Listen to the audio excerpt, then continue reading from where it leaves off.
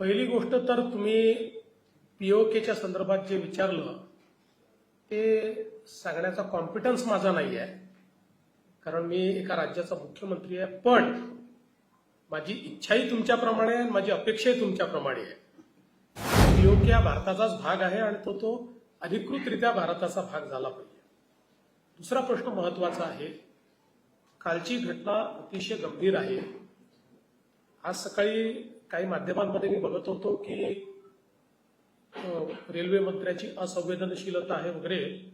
मुळात काल रेल्वे मंत्री माझ्याशी जवळपास पाऊण तास चर्चा करत होते.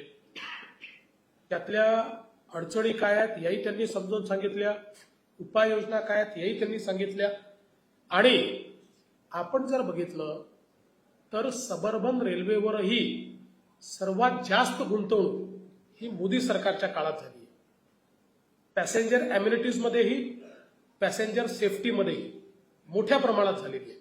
तथापि कालची घटना ही गंभीरच आहे आणि आजही आपलं मेट्रोचं नेटवर्क पूर्ण न झाल्यामुळे अजूनही सबअर्बन रेल्वेमध्ये ओव्हर क्राउडिंग आहे.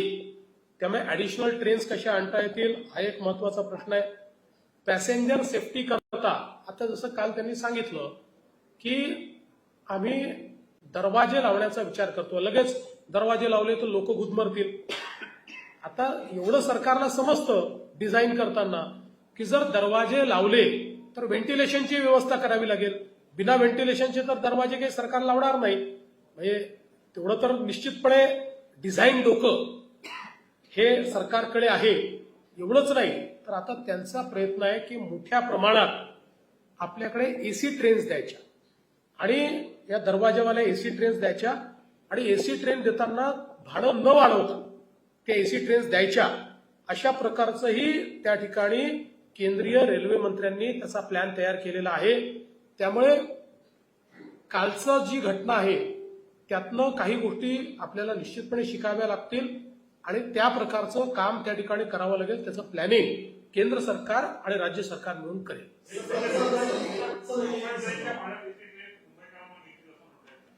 अशा प्रकारचा प्रयत्न आहे. कारण मी तुम्हाला एक सांगतो की आता एक प्रकारे म्हणजे हे तयार होणार आहे की आपल्या मेट्रो या अतिशय चांगल्या त्या एसी आणि लोकल ट्रेन म्हणजे लोकल ट्रेनमध्ये ट्रॅव्हल करणारा नागरिक हा दुय्यम नाही ना, म्हणून त्यालाही एसी मिळावी आणि त्याच फेअरमध्ये मिळावी असा आमचा आग्रह आहे.